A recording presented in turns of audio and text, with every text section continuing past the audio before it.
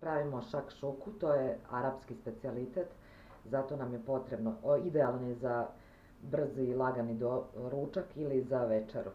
Zato nam je potrebno crni luk, beli luk, paprika, paradajz, maslinovo ulje i od začina samo nam treba origano i šećer.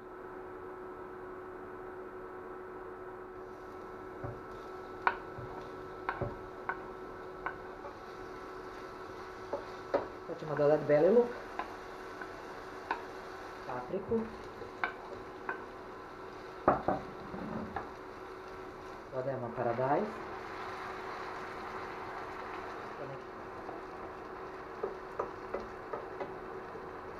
10 minuta ostavljamo da se dinsta. Stavimo začine, origano i kašikica šećera.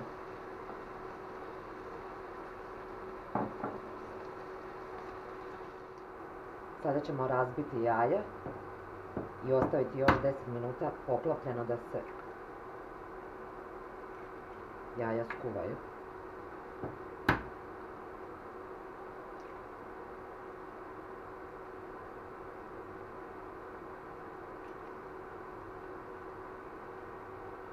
Evo, nakon kuvanja naša šakšuka je gotova.